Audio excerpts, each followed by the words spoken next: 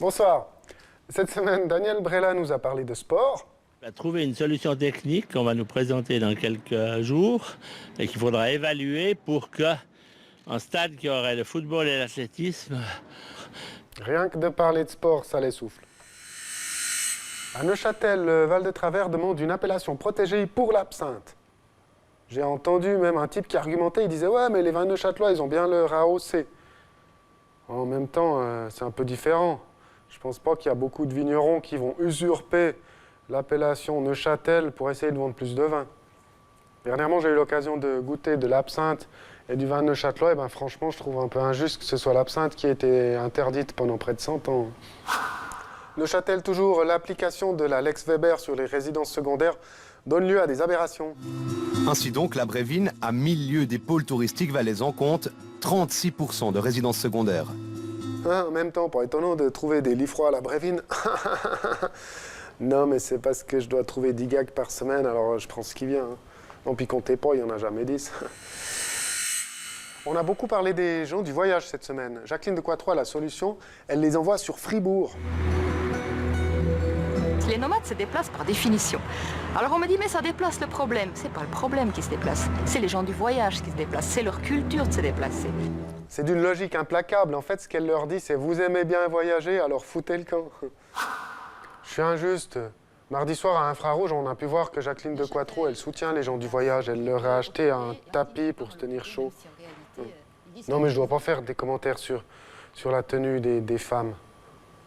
Pas comme Sarkis. Est-ce qu'il y a quelque chose que vous portiez à l'époque que vous ne porteriez plus aujourd'hui?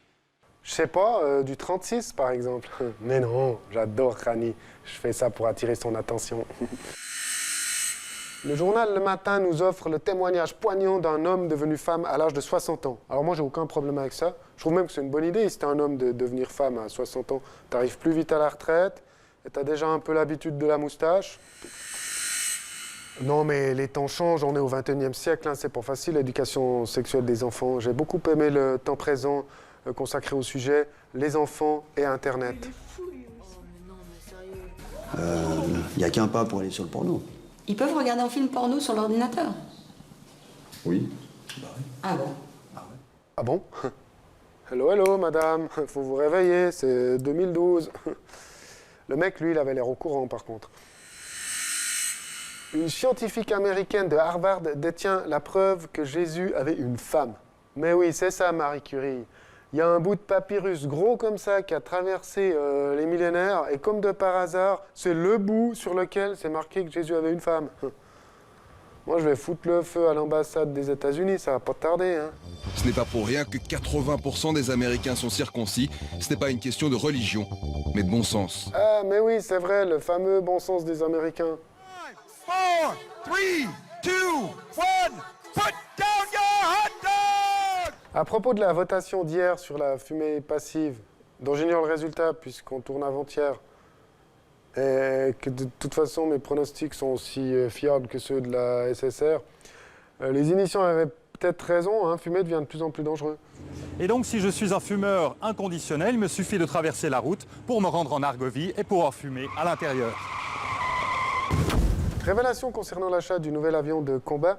Certains médias disent que si le choix s'est porté sur le Gripen, c'est parce qu'il permettrait de sauver les emplois de la RUAG chargée de l'entretien et de la réparation. Bon, il est très bien, il est de mieux en mieux cet avion. Il peut assurer la protection de l'espace aérien, faire la police du ciel et sauver des emplois. En même temps, je trouve que c'est pas très vendeur pour ce pauvre Gripen. C'est un peu comme si tu dis, ouais, j'achète une voiture française, elle est nulle, mais ça va donner du travail à mon garagiste, quoi. Enfin voilà, allez. À plus, hein.